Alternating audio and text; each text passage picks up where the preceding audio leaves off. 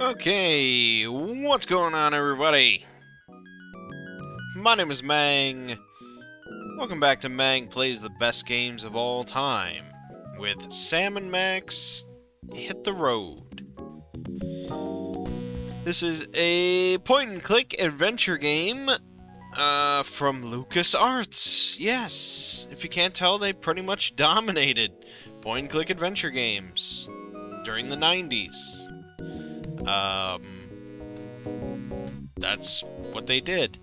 They weren't the only company doing them, of course. Sierra did quite a few, but none of them made the best of list. Not a single Sierra game?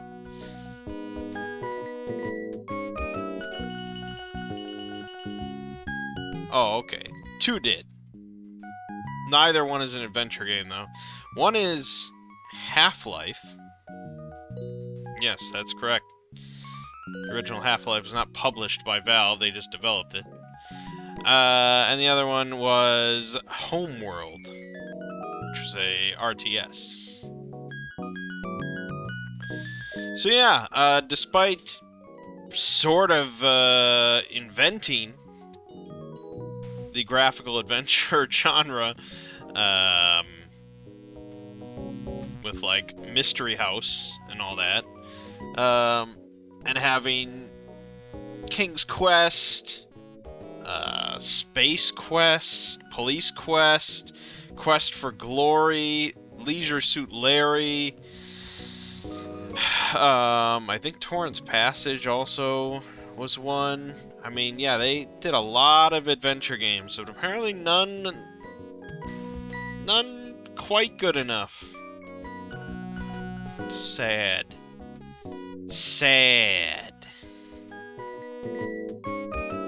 Yeah, Torrance Passage. I really should do that sometime. I really should do a Let's Play of Torrance Passage.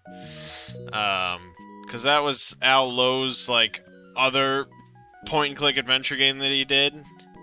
He's mostly known just for creating, Leisure Suit Larry. Oh, I guess he did Freddy Farkas, but specifically I remember Torrance Passage because I had it as a kid. And it was very charming. After doing Leisure Suit Larry, he decided to just make a game for his kids, or something like that. So he did Torrance Passage. And it's got a little pet creature in it named Boogle, and I named a cat after it, and it was great. Anyways, that's neither here nor there. We're talking about Sam and Max Hit the Road here. Now, Sam and Max was a series of comics created by Steve Purcell.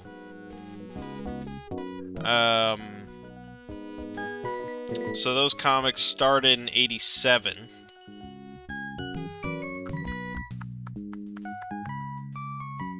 And Purcell eventually joined LucasArts.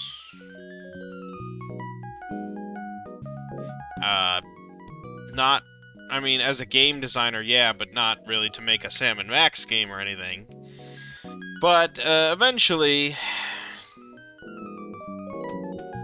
he just created, like, animated versions of the characters and stuff, just for, like, internal testing purposes. And LucasArts was like, hey, maybe we should make a game of this. And so here we are, Sam and Max Hit the Road, released in 1993. This is not the beginning of the game, obviously. I've played it for a little bit here. I've never played it before, but I've played a little bit of it here. It's hard to say, like, how far I am in the game, because it depends on how quickly you solve puzzles. I've probably just been playing it for, like, an hour and a half, maybe? I don't know. I'm slow, you know, I'm slow. So Sam and Max hit the road. Sam is, this police dog. You can't really see him. Let me go to a better environment. There you So Sam is this dog. They're not police, they're private detectives. He's very clearly like Sam Spade kind of thing, obviously. Fedora or whatever, you know, all that whole sort of look. And Sam is sort of like the straight man of the group. I mean, he's humorous, but it's like a very kind of dry, you know, sort of standard bit of humor. Max is like the rabbit thing, and he's much crazier. He constantly just sort of interjects into the dialogue. He drops a lot of non sequiturs and, you know, things like that. But together they solve crime. So the plot of this one is basically that a frozen Bigfoot at a carnival got set free. It got melted out of his ice block, and now he's on the run, along with Trixie, the giraffe-necked girl, and they have to go find him.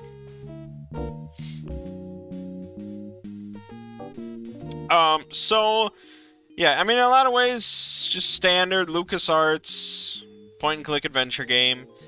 Pick up anything you can find, use it in oftentimes random ways on different things as you progress, and talk to certain people, but mostly just wander back and forth and around and everywhere until you look it up on a walkthrough.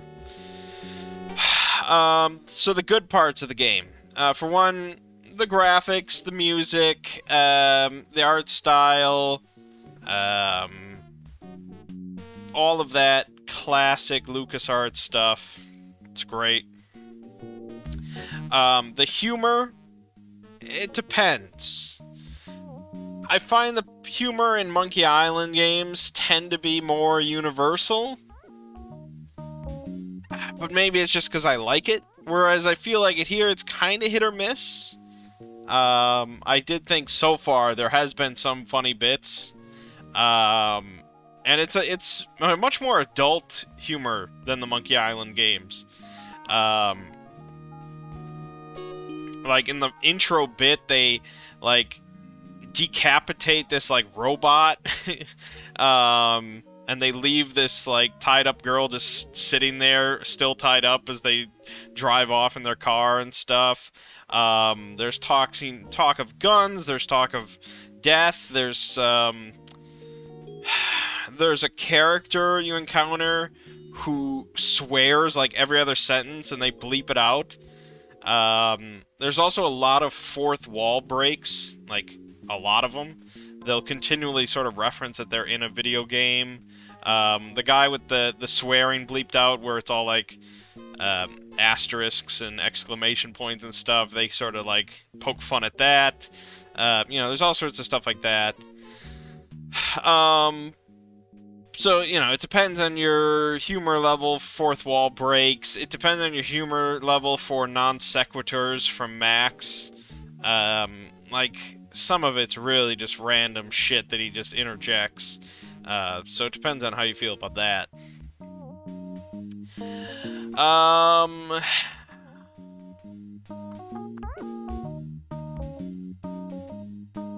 Another good aspect, I would say, is sort of the plot so far. Well, I mean, sort of the plot and the setting of being private detectives and actually, like, being on a mystery. It's similar to Indiana Jones and the Fate of Atlantis, as you're, like, traveling around and trying to solve a mystery, but it's much sillier and it's much, like, more localized than that. You're not globe-trotting. You have a car that you can freely use, like, right from the start, and you continually unlock more locations, but it's all in America, you know? And it's all, like, tourist locations.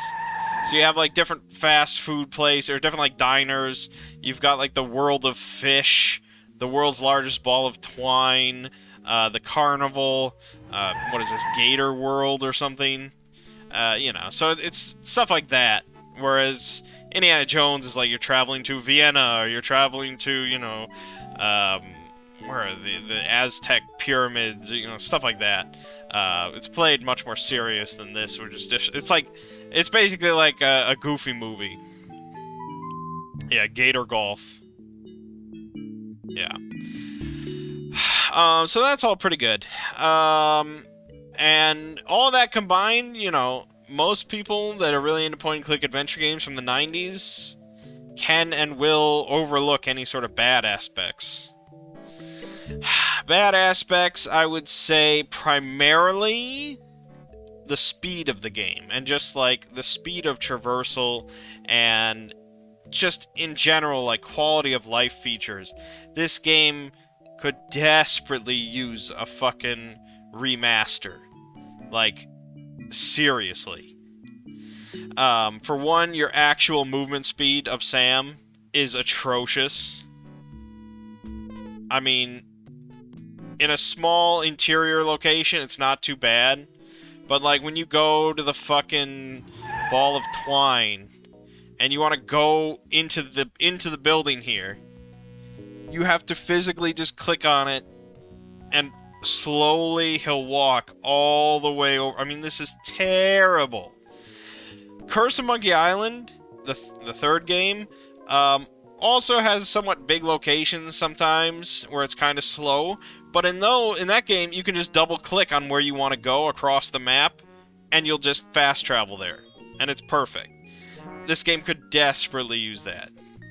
And then say you go in here, and I mean, right in here, it's fine. There's not too much ground to cover. It's whatever. But then say you want to go out, and you want to go over to this tram. Then you gotta fucking wait all the way for this. It's terrible. It's just terrible. There's no good side to this. Then there's no way to skip dialogue when you're talking to someone. Like, unless I'm just not aware of it, but I didn't find a way to skip through any sort of dialogue.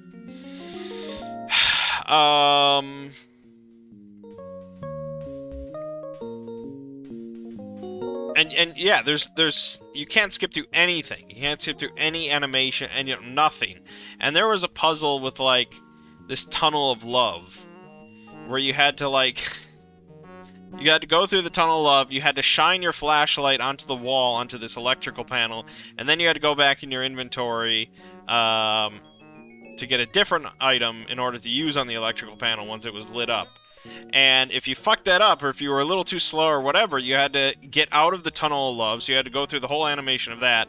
And then, of course, Sam and Max had to remark on, like, oh boy, we went through there again, and we still didn't do anything.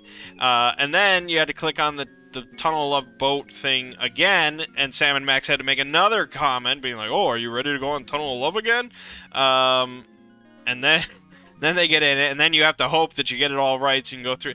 And another issue related to like inventory management and things like that is, unlike the other adventure games we looked at, where you had all your inventory and like commands at the bottom of the screen that you could just click on, for this game they decided to streamline it a little bit. And this works in Curse of Monkey Island because there's only like, well, the streamlining in Curse of Monkey Island is basically like you just left-click on something to do, like, the default action for the object or person or whatever, you know, talk or pick up or whatever, or look. Or I think you can right-click to bring up, like, a little sub-menu, and then you can just quickly click on one of, like, 3 different things. Here, though, there is no default action for anything. You know, this never changes unless you change it yourself.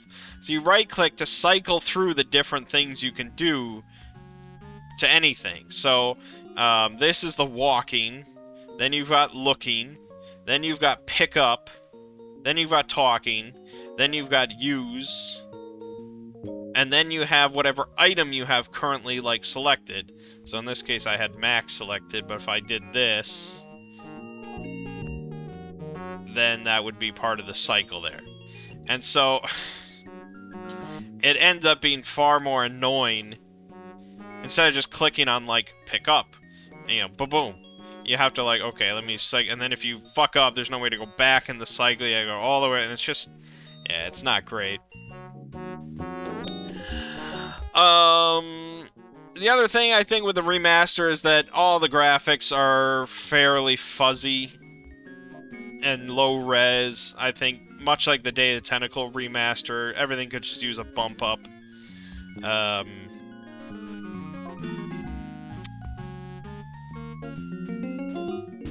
But that's neither here nor there.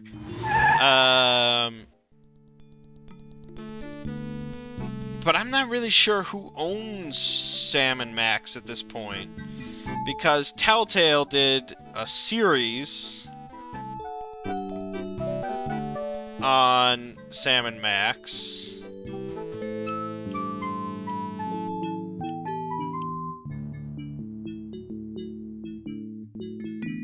And I guess LCG Entertainment now owns most things that they had. I mean, I assume they owned Sam & Max license, and that wasn't just like contract. I don't know. So I don't know. But we've gotten Day of Tentacle remastered. We've gotten the Monkey Island 1 and 2 remasters. Or, you know, seems if you're gonna go down the line, this is the other big 90s LucasArts adventure game. You might as well. Anyways, let me just try and find a little conversation here. Just to give you an idea. Not that I care, but what made you think of putting alligators and golf together? I didn't. Fact is, this place used to be a miniature golf course. Then, back in '89, the swamp flooded the whole shooting match, windmills and all. Next thing I knew, I had a half-submerged miniature golf course crawling with 10-foot-long gators. I hate when that happens. Tell me about it. So I turned the golf course into a driving range. So what kind of handicap does your average Bigfoot have? Bigfoots? Don't get me started about Bigfoots. I used to have a Bigfoot. He was my star attraction. I'm beginning to sense a theme here. I kept him fed and sheltered, and how does he repay me? In 10s and 20s? No, he ran away. Did he have help? Well, someone must have given him that there acetylene torch to cut through his protective ankle wear. Protective ankle wear? Okay, shackles. What do you think of Conroy Bumpus? Conroy Bumpus? He's my idol. I've named all my kids and pets after him. I built a beer can shrine to him in the garage. I live for the day when I can meet him in person. Why do you ask? No reason. This must be a popular teen hangout. It was. Then we had that problem with the Jenkins kid. Court made me destroy my best gator over that. Well, what can I do for you? I've got an inexplicable urge to buy some suitcases. Don't even joke about it, city boy.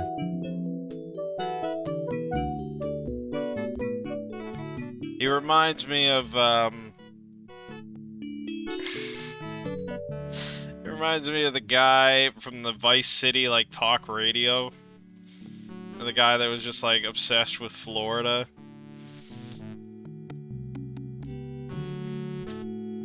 Florida theme parks for Florida people only. Yeah, so this is the dialogue. You know, you always have like a greeting or, you know, an initial question mark kind of thing. Then you have,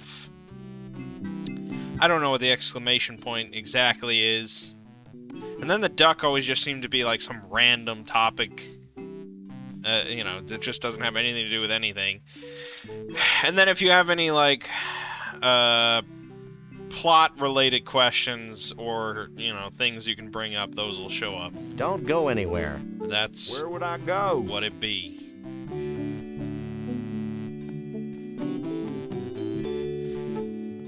So it's, the puzzles, yeah, it's Let's go. obtuse shit most of the time. And the proprietor has no idea what happened to his Bigfoot? That's what he said, Mr. Bumpus. You know, Lee Harvey, I'm beginning to think that vast unseen forces are aligned against my quest for a Bigfoot. Ditto. Ditto? Hey, look it! It's those two, what was that word, Sam? Misanthropes? Yeah, misanthropes! What are you, anyway, the president of the Hair Club for Short People? This is Mr. Conroy Bumpus, famed country and western star. I'd suggest you show him some respect. Yeah, well, he looks like a lounge lizard to me. And I'll bet his scalp itches from that bad rug. Maybe you should watch yourself, little furball. Yeah, well, I've got more hair on my fuzzy little butt than you do on that hollow country head of yours. Okay, I've had enough. Nobody makes fun of my hair.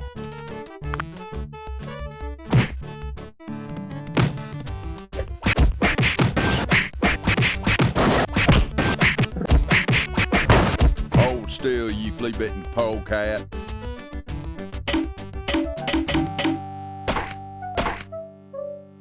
Here you go, boss.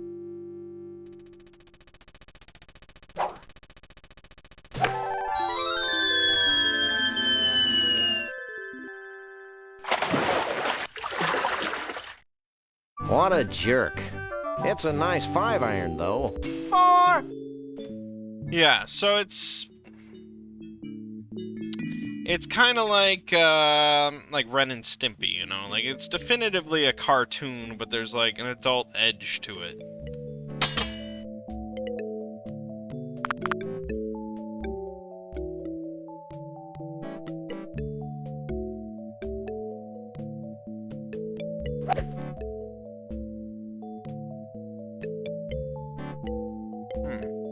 That wasn't very close. I'm scared, Sam. So anyways. Would I say it's one of the best games of all time?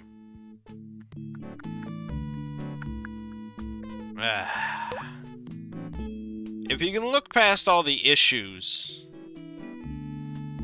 no problem. And you know, you like 90s LucasArts point-and-click adventure games, yes, it probably is one of your best games of all time. For me, though, it's hard to say. If they remastered it, I really wouldn't have an issue saying it's one of the best games of all time. As it stands, though, it's a bit of a struggle. A remaster with cleaned up graphics, quality of life features, like maybe some sort of built-in little hint system, or I mean something. Yeah. All of that would just massively improve the game. But, yeah, it's definitely charming. And it's unique. Nice alligators. You like roaches?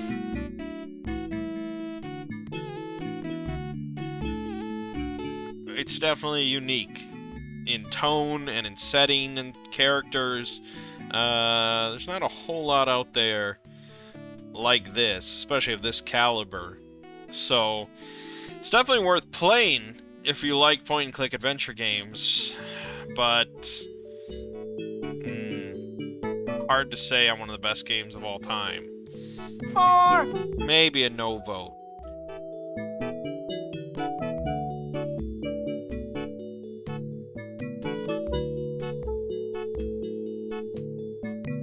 Because I know it has a lot of fans, and I know a lot of people really love this game. Even today, like, I was just reading, like, a sort of a retrospective, but, like, somebody just hadn't played it since it, like, came out, and they decided during quarantine to just play it again, and yeah, I mean, they were singing its praises. They talked about the negatives that I mentioned and stuff, but it didn't stop them from enjoying it. So yeah, I think You like it could be. It really deserves a remaster, though. Not a remake. Because I think this visual style and everything is still fantastic. Get me the hell out of here!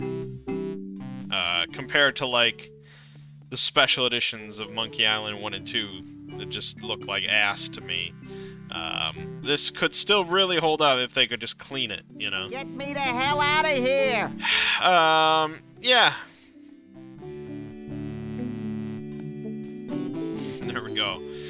So, that'll do it. Now, if you like Sam and Max, Telltale Games, like I said, did do a bunch of them in their style. They did 3 of them. Save the World, Beyond Time and Space, and The Devil's Playhouse. And then there was a VR game, Sam and Max. This time it's virtual. For, you know, all the VR platforms.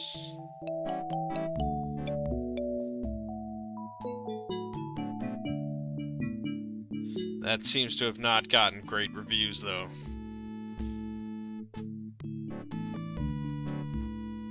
Huh. Yeah. Anyways, that's about all I'm going to say about Sam and Max Hit the Road.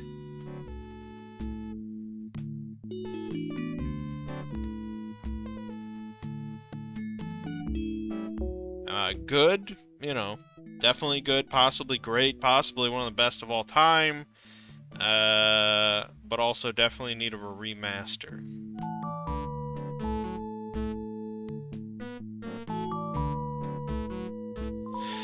Alright, that'll do it then. My name is Mangg. This has been Mangg Plays the Best Games of All Time with Sam and Max Hit the Road. I'll see you fine folks next time.